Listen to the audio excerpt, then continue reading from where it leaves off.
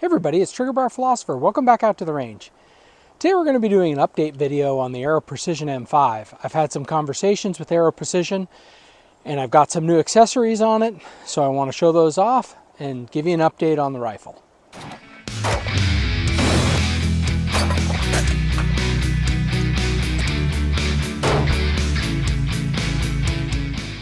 So as always, to attract the least amount of viewers to my channel, I'm going to start off with a whole bunch of talking instead of shooting.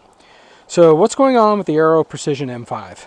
So one of the challenges that I have had, even though it has been reliable with a lot of various ammo tests that I've been doing, it seems to be under-gassed, meaning I have this thing beyond open. It's a 15 setting gas position. I have it set to position 20. And the shells basically kind of trickle out with most of the rounds that I'm firing. That seems to be a little bit of an issue to me because I'm worried that if I get into adverse conditions, things like that, I may have some problems. So it took me a long time, and this is where I'm maybe not a big fan of Aero Precision now. It took me a long time to get a hold of them. Eventually I was able to connect with them over the chat feature on their website. And was able to talk to someone on there, can't remember their name, but appreciate them talking to me. And they were able to share a few things. So first off, it is a 15 position setting adjustable gas block. They said that it doesn't open anymore after setting 15, and they don't understand why on position 20 it's any more open than position 15. But I've shown that in a couple of videos. I'll provide links to that. You can check it out yourself. It certainly does open more beyond setting 15. They did, however, say that since the gun is still is functioning well, that they aren't going to do anything. They actually sent me out some replacement screws because I was worried if I open this thing up too much, it might fall out. So they sent a new screw, a new detent, and a spring in case it does fall out. So for now, I'll keep running it and keep testing it and seeing if we have any issues. But it was a little discouraging to me that they didn't take it any more serious than that. But I guess at the flip side to it, if the gun is running, there's not much you should be taking serious about it. All right, so let's get to the gun. Let's talk about how I have this gun set up. I have on here a Magpul bipod. I have an M-Lock adapter. You can see the name of that. It's like AimSoft or AimShot or something like that. Sorry, it's an M-Lock to PIC adapter. So I ended up getting the Magpul Picatinny rail version. That attaches to this, it's called AimShot. Basically what it allows you to do is very quickly and efficiently pull this thing off. By pressing in on these two buttons, you're able to get it out of the M-Lock. And then when you want it back on, so this is great for moving between two rifles, you just simply press the detent and click it back in. I won't do that because that'll show how clumsy I am. Also, I just got on here a new, I've already kind of scarred it up in a typical Trigger Bar fashion, a new Vortex PST Gen II 3-15 scope.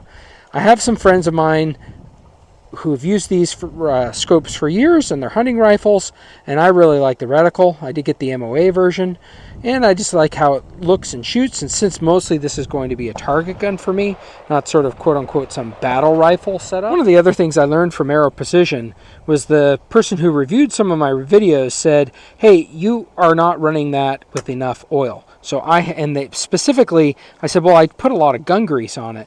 I said, don't run gun grease on it. This really needs a CLP on it. So I have coated, I bathed, it's just dripping in CLP when I put it in there. So bolt carrier group, all of those things inside of it are all just dripping with CLP. We'll see if that makes a difference. And we're going to have it out at 50 yards. Unfortunately, some of the other ranges are in use right now, but I have access to the 50-yard range, so we'll just be doing some shooting out here at the 50-yard range today. Right, so we're at 50 yards here. We're going to be taking some, I don't have this set up right, taking some shots at the target at 50 yards. We're going to see what we can get on. Do some adjusting, and we just have some of Trigger Bar's reloads. Let's see how we get these to group. Make sure that we're on target. Again, at 50 yards, might be a little off.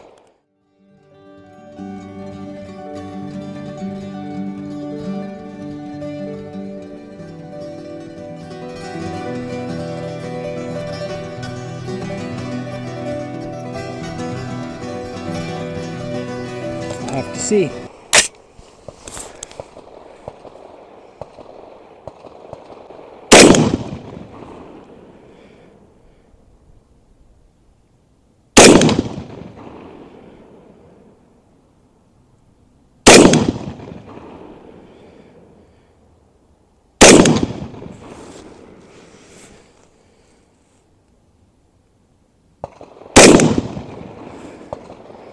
All right, seem to be doing pretty good there.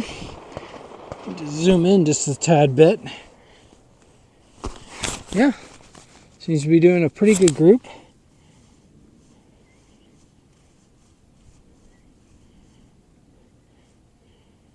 Nice little 4-shot group. Definitely wouldn't be sub MOA. But now let's try some different ammunition. We've got some 7.62 NATO rounds. We've got some Super Performance SSTs, and we've got some OTMs from AAC ammunition. So let's shoot these NATO rounds, see what we get, see if we get hold back on them. Lock back, I should say. Oh, and I think this first round is going to be one of my reloads. So.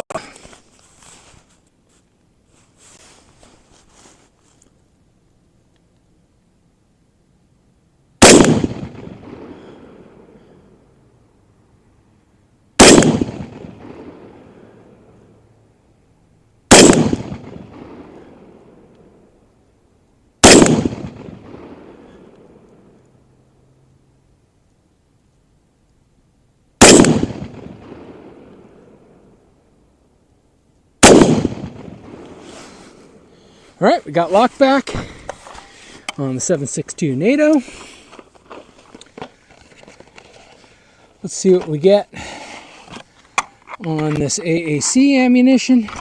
Like I said, even though you can even tell, hopefully you can see it, the ejection pattern's a little odd with this. Not super strong, but keeps ejecting them. That's all that I guess ultimately I really care about. So.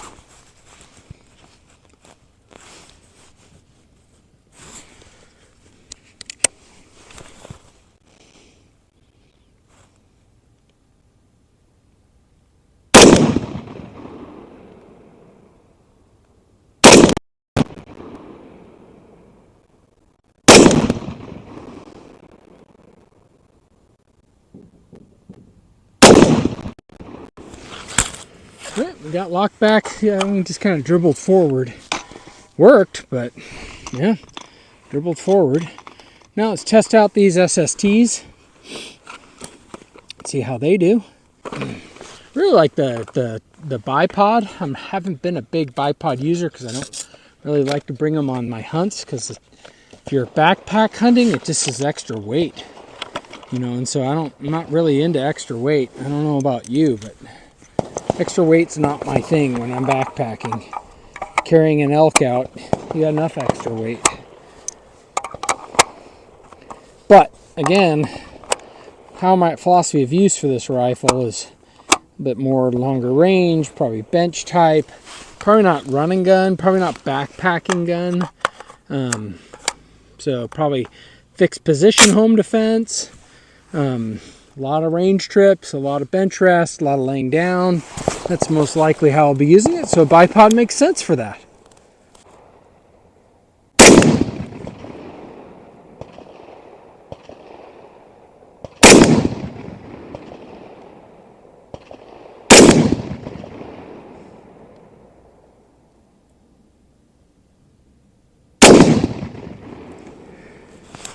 All right, we got locked back on that too.